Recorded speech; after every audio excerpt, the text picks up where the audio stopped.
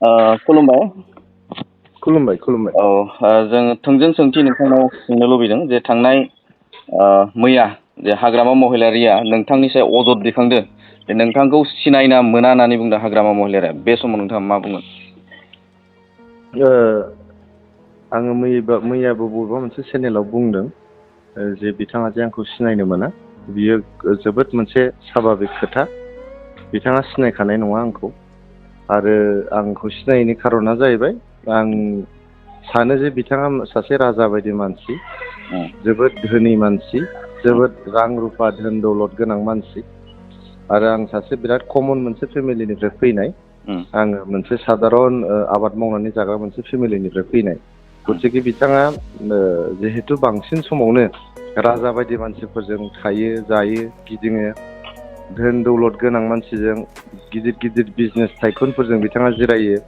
गथिखे आं बायदि सासे सादारन फेमिलिनिफ्राय फैनाय सासे सेंग्राखौ बिथाङा जे सिनायनाय नङा, बियो एक्सपेक्टेड, आरो बियो मोनसे जोबोद नर्माल बाथ्रा। मानो होनोबा बिथाङा थांनाय 20 बोसोर 17 बोसोर खुंथायाव थानाय समाव बिथाङा जेब्लायबो गिदिर गिदिर मानसिखौल' सिनायदों। बड'लेण्डखौ बिथाङा गाव राजा बायदि, गावनि रायजो बायदि बिथाङा खुंनो नाजाबोदों। जुदिअ जोंनि भारत हादरा बा जोंनि बड'लेण्डआ भारत हादरनि सिङाव थानायखाय सुबुं दारा खान्थिजों सोलियो, खिन्थु बिथाङा सासे सुबुं दारा खान्थिखौ बिसास खालामग्रा मानसि नङा। बिथाङा जेब्लाबो धोन दौलद आरो राजा बायदि मानसि बेबायदि जानो लुबैनायनि मानसि। गथिखे आं बायदि सासे सादारन मानसि, जाय मानसिया जोबोद स्ट्रागोलनि गेजेरजों फैदों नैबे लेभेलसिम, जोबोद खस्थ' खालामनानै फरायनानै नैबे लेभेलसिम फैदों, बिथाङा सिनायखानाय नङा आंखौहाय। आंल' नङा, आं बायदि जेसेबां सादारन फेमिलिनिफ्राय फैनाय मानसि दं बिथांमोनखौ बिथाङा सिनायनाय नङा। आं बायदि मोनसे गरिब फेमिलिनिफ्राय फैनाय लाइमोनखौ बा मानसिखौ बिथाङा अरायबो सिनायनाय नङा। बियो माने ध्रुब सैथ्य, आरो दाल' नङा, देनांबो बिथाङा सिनायलांनाय नङा। बिथाङा बुंबावदों जे राजु नार्जारिया मोजां मानसिब्ला बा मानसि नङा होननानै बिथाङा थोंजोङैनो बुंदों, आरो जुदि मोजां मानसिब्ला बिथांनि फिननायखौ आं होगोन होननानै बिथाङा बुंदों। दा बे समाव नोंथांखौ मोजां मानसि नङा होननानै बिथाङा अजद दैखांदों। आं बुंखाबाय, बिथाङा जेब्लाबो माने गरिब मानसिफोरखौहाय बा स्ट्रागोलजों फैनाय मानसिखौ, जाय मानसिया कमन मानसि, बेखौ मालाबाबो मोजां मानसि होननानै बिथाङा साना। आं जिहेतु जोबोद स्ट्रागोलजों फैनाय, जोबोद खस्थ' खालामनानै आरो समाजनि सुस्थ' सिन्था खालामबोनाय, समाजनि मोजां मावनो नाजाबोनाय, आङो जेसेबां हायो आङो लेखा फरायखांनानै आंनि डिग्रिखौ फोजोबनानै जेब्लायबो समाजनि मोजांनि थाखाय खामानि मावनो नाजाबोदों। कनस्ट्राक्टिभ खामानिफ्राव आं गावखौनो लोब्बा लाखिबोदों। लिरनाय फरायनायनि खामानि आं मावबोदों। गथिखे जेब्लाबो समाजनि मोजां सिन्था खालामबोनायनि थाखायनो बिथाङा आंखौ हयथ' सुथुर सानो। बिथांखौ आं मैयाबो बुंदों गुबुन मोनसे चेनेलाव, जे बिथांनि दिनाव जायनो मोजां सुस्थ' सिन्था खालामदों, जायनो मोजां खामानि मावदों, बिथांमोनानो जिउ खोमानो गोनां जादों। बिथांमोना नुदों गोबां जार्नालिस्ट बिथांनि खुंथायनि दिनाव माने थैनो गोनां जादों, गोबां प्रफेसारफोर थैनो गोनां जादों, गोबां ससियेल एक्टिभिस्टफोर, पलिटिकेल एक्टिभिस्टफोर थैनो गोनां जादों। मानो होनोबा बिथां आरो बिथांनि कम्पानिया जेब्लायबो समाजनि मोजां सिन्था खालामनाय, जाय सुबुं दारा खान्थिखौ बिसास खालामो, जाय गणतन्त्रखौ बिसास खालामो, जाय स्ट्रागोलनि गेजेरजों फैनानै खुंथाय गोहोआव फैनाय बेबायदि खान्थिखौ बिसास खालामो, बिथांखौनो बिथाङा मोजां मोना। आरो बेफोर मानसिफोरखौनो बिथाङा इलिमिनेट खालामबोदों। आरो बेनि थाखायनो बिथाङा आंखौबो गाज्रि होननानै सानो। मानो होनबा आङो सुबुं दारा खान्थिखौ बिसास खालामग्रा, सान्थिखौ बिसास खालामग्रा, खौसेथिखौ बिसास खालामग्रा, न्यायखौ बिसास खालामग्रा मानसि। जाय मानसिया सान्थि, न्याय आरो डिगनिटि बेखौ बिसास खालामग्रा, बिथाङा जेब्लायबो बिथांमोनखौहाय सुथुर होननानै सानबोदों। बिनि थाखायनो बिथांनि खुंथाय समाव बेबायदि मानसिफ्रा जिउ खोमानो गोनां जादों। नोंथाङा बा नोंथांखौ बिथाङा सिनाया, राजु नार्जारिखौ बिथाङा सिनाया, बिथाङा बे बाथ्राखौ बुंदों। नाथाय UPPL राजखान्थि हिसाबाव नोंथाङा गाहाय नेहाथारि बिबानाव नोंथाङा बिबान लानानै दं। दा UPPL हिसाबै बिथाङा सिनायगोन ना सिनाया? बिथाङा सिनाय दा सिनाय, UPPLआ दिनैनि थारिखआव रायजो राजानि हान्जा, गरिब दुखियानि हान्जा, आबादारिफोरनि हान्जा, मावनानै जाग्राफोरनि हान्जा। जोंनि हान्जायाव जिहेतु धोनि धोनि मानसि गैया, जोंनि हान्जायाव जिहेतु राजा बायदि सिन्था खालामग्रा मानसि गैया, राजा जानो लुबैनाय मानसि गैया। गथिखे बिथाङा सिनाय दा सिनाय, जोंनि UPPL हान्जाया जेब्लायबो गरिब दुखियानि न्यायनि थाखाय गसंगोन, गरिब दुखियानि जौगानायनि थाखाय जोङो गसंगोन, जेब्लायबो समाजनि मोजां खामानि मावनो नाजालांगोन। दा बिथाङा जोंखौ सिनायैखायनो UPPL बायदि हान्जाखौ बिथाङा हान्जा बायदिखौनो सानैखायनो दिनै बिथांनि आखाइनिफ्राय पावारा गोमानो गोनां जाबाय। दिनैहाय जोंनि BTR नि खुंथाया UPPL नि आखायाव फैबाय। आसामनि खुंथाया दिनै जथायै UPPL, BJP आरो AJP नि आखायाव फैबाय। आरो बेबायदिनो जोंनो भारतबर्षआव बयजोंबो सिनायजानाय जोंनि भारतबर्षनि प्रधान मन्त्रिया सिनायो, भारतबर्षनि मानगोनां नखर मन्थ्रिया सिनायो, जोंखौ भारतनि प्रेसिडेन्टआ सिनायो, खिन्थु दिनै हाग्रामा महिलारि बिथाङा सिनाया। गतिके बियो बिथांनि बाथ्रा बिथाङा सिनायोना सिनाया? जेसेबां दिन बिथाङा UPPL खौ आरो UPPL नि दैदेनगिरिखौ सिनायनाय नङा, अतदिन बिथांनि आथिं सिंनिफ्राय हाया दोरोदलांबाय थागोन। UPPL हिसाबाव बिथाङा एलार्जि जायो नामा जे राजु नार्जारि बुङोब्ला बिथाङा सिनाया, आरो गुबुन फारसेनो समाजारि आफाद जे एबसु, बे एबसुनि आफादगिरिखौ बिथाङा मोनसे समाव सिनाया होननानै बुंदोंमोन। बे आं सायाव दहायनो बुंदों बिथाङा जेब्लायबो जोंनि गणतान्त्रिक मुल्यबोध बा सुबुं दारा खान्थिखौ बिसास खालामग्रा मानसिखौ मालाबाबो सिनाया। आरो बिथाङा गावनि अनगायै रावखौबो सिनाया, गावनि हानजानि दैदेनगिरिखौबो बिथाङा सिनाया। मानो होनबा बिथाङा गाव राजा जानायखौल' सानदों, गुबुनखौ बाहायनानै सैमा बायदि बाहायनानै गाव माबोरै राजा जानो हायो बिथांहा बेखौल' सानबाय थायो हर सान। बेनि थाखायनो जोंनि दुलाराय बर' फरायसा आफादनि आफादगिरिखौ सिनायनाय नङा। मोनसे समाव जोंनि UPPL नि आफादगिरि दानि BTR नि गाहाय प्रमद बर' बिथांखौबो सिनाया होननानै बिथाङा बुंदोंमोन। आरो दिनै जे आंखौ सिनाया होननानै बुंदों, बियो माने मोनसे पेटार्न।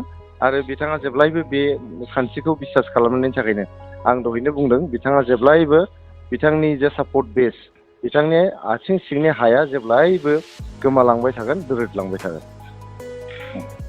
नोंथांनिफ्राय मिथिनो लुबैगोन जे मैया गोबां जयनिं जादों, UPPL निफ्रायबो गोबां बाहागो लादों, जयनिं जादों होननानै बिथाङा बुंदों। बे समाव नोंथाङा मा फोरमायगोन? जोंनि UPPL निफ्राय बेयाव बिथांनि हान्जायाव रावबो जइन जायाखै। जों चेक खालामनानै नायदों, सासेबो जोंनि UPPL हान्जानिफ्राय जइन जायाखै। दा बिथाङा मोनसे खामानि मावबाय थादों जे जोंनि BJP हान्जानि सुबुंफोरखौहाय माखासे लब देखायनानै, दाबि धमखि खालामनानै, सिगि सग' खालामनानै, ओरैनो नंखाय सिमां देखायफ्लानानै जे फैगोन बाराव आंनो सिफ जाफिनगोन होननानै नंखाय सिमां देखायफ्लानानै थाखा फैसा होनानै, रां रुफा होनानै, फुस्लायनानै बिथाङा BJP हान्जानि सासे सानै सोद्रोमाखौ बिथाङा सोनानै लाबाय थादों। ओजों फारसे बिथाङा गोजौआव थांनानै दिसपुराव, दिल्लीयाव BJP सरखार थानायखाय BJP सरखारनि जे मुलाम्फा बेफोरखौ लानानै फैगासिनो दं बिथाङा। बिथांमोननि MLA फ्रा मुलाम्फाफोरखौ लानानै फैगासिनो दङ। बिथाङा गोजौआव थांनानै जोंनि RSS नि दैदेनगिरिफोरनि आथिं हमहैगासिनो दं, BJP नि आथिं हमहैगासिनो दं। खिन्थु बड'लेण्डआव फैनानै बिथाङा खायदायै कौसलै BJP हान्जाखौ दुरबल खालामनो बिथाङा BJP हान्जानिफ्राय साफा साफा दैखांनानै गावनि हान्जायाव सोफैबाय थादों। बे नितिखौ बिथाङा बन्द' खालामनांगौ। बिथाङा बन्द' खालामाबा इयुनावहाय बिथांनि थाखाय मोजां जानाय नङा। आरो आङो BJP दैदेनगिरिफोरखौ खावलायहरदों बिथांखौ जाहाथे थाबैनो बे जाथायनि थाखाय बिथांखौ माबा होयो, स्ट्रेट खोथाखौ बुङो जे बिथाङा हय BJP नि हेंथा खालाम, नङाबा BJP जों थानानै खामानि मावथों। नङाब्ला दिनैहाय साफा एफा बिथाङा BJP नि हान्जानि सोद्रोमाफोरखौ गावनि हान्जायाव सोफैबाय थानाया बियो मोजां निति नङा, मोजां खायदा नङा। बिथांखौ बेबायदि मोनसे निति आरो खायदाखौ बिथाङा थाबैनो बन्द' खालामनांगौ। जिहेथु बिथाङा मोजां मोजां रिपर्ट होयो होननानै नोंथाङा बुंदों, नैबे लेभेलनिफ्राय बिथाङा सेन्ट्रेल लेभेलाव मोजां रिपर्ट होयो होननानै बुंदों। दा बे हिसाबाव BJP जों एलायन्स जानायनि UPPL नैबे BPF आ सम्भाबना दं नामा? BPF आ BJP जों एलायन्स खालामनायनि खुनु प्रश्न गैया। जोंहा दाखालि स्टेट लेभेलाव रायलायखांनानै, नेसनेल लेभेलाव रायलायखांनानै फाइनाल जाखांबाय। BJP आरो UPPL आ एलायन्स जानानै जोङो फैगौ MP इलेक्सनखौ गेलेगोन। आरो जिहेतु जोंनि एलायन्सआ 2025 मायथाइसिम, 2020निफ्राय 2025 मायथाइसिम, 2025 मायथाइसिम कमप्लिट जागोन जोंनि एलायन्स जे माबा दङ, कलिसन दङ BJP आरो UPPL नि। बिनि उनावबो जों BJP आरो UPPL जों जयैनो खामानि मावलांगोन। जिहेतु जोंनि जे मोनसे केमिस्ट्रि, जोंनि जे मिलायनाय, जोंनि गोरोबलायनो हानाय, बियो जोबोद मोजां BJP आरो UPPL जों। ओंखायनो इयुनावबो 2025 नि उनावबो BJP आरो UPPL नि एलायन्सआ थागोन होननानै आं फोथायो।